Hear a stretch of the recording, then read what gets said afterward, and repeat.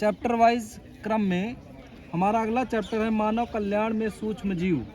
इसके most important question टिक कराए जाएंगे। ये क्वेश्चन पढ़ के आपको जाना है। अगर ये चैप्टर से अच्छे क्वेश्चन करना है तो ज़रूर पढ़ना है।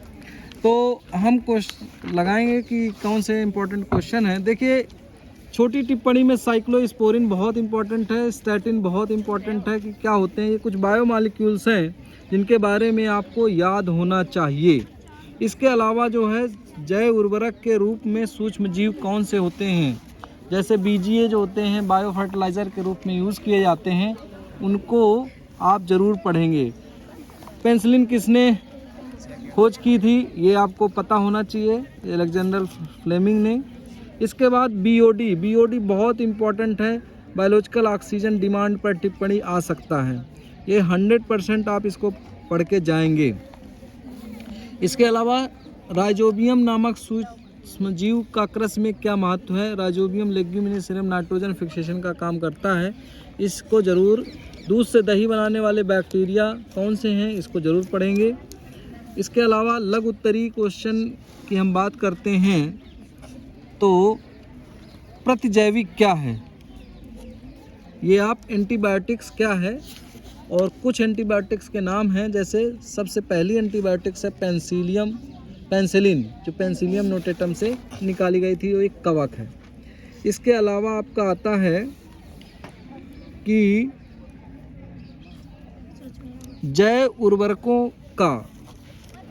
जैव उर्वरकों पर संक्षिप्त टिप्पणी लिखिए। ये बहुत इंपॉर्टेंट है। ये लघु उत्तरीय क्वेश्चंस बन सकता है इसका, जिसमें ग्रीन खाद आती है, कंपोस्ट खाद आती है और साइनो बैक्टीरिया आता है।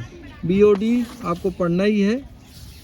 इसके बाद आता है पेय पदार्थ में डबल रोटी बनाने में सूक्ष्म जीव कौन कौन से होते हैं, ये आपको पढ़ लेना है। वाहित मल कई बार पूछा गया है, इस बार भी आने की संभावना है। सिंगल सेल प्रोटीन इस बार 2024 में आने की संभावना। सिंगल सेल प्रोटीन क्योंकि 23 में नहीं आया था, तो इसको ज़रूर पढ़ेंगे। इसके अलावा जो थोड़े से बड़े लघु उत्तरीय हैं, तो जैव उर्वरक तो हो ही गया है, एंटीबायोटिक्स हो गया है, ये भी। माइकोराइजा भी पढ़ के आपको जाना है। साइनोबैक्टीरिया, ये माइकोराइजा है। माइकोराइजा क्या है और इसकी उपयोगिता का वर्णन कीजिए। इंपॉर्टेंट है, जिसमें आता है वर्म, फंजाई क्या होते हैं, एक्टोमाइकोराइजा, एंडोमाइकोराइजा, इस तरह से आपको पढ़ लेना है। एक और इम्पॉर्टेंट इसका है कि औद्योगिक उत्पाद में सूक्ष्म जीवों के महत्व का उदाहरण सहित स्पष्ट वर्णन कीजिए, जिसमें ऑर्गेनिक एसिड हैं, सिट्रिक एसिड हैं, लैक्टिक एसिड हैं, एसिटिक एसिड हैं, किससे बनते हैं, स्ट्रेप्टोकाइनेज हैं, प्रोटीएजेस हैं, साइक्लोस्पोरिन ए हैं। तो अगर ये वाला क्वेश्चन तैयार कर लेंगे तो छोटे क्वेश्चन, अति लघु उत्तरीय क्वेश्चन भी तैयार हो जाते हैं।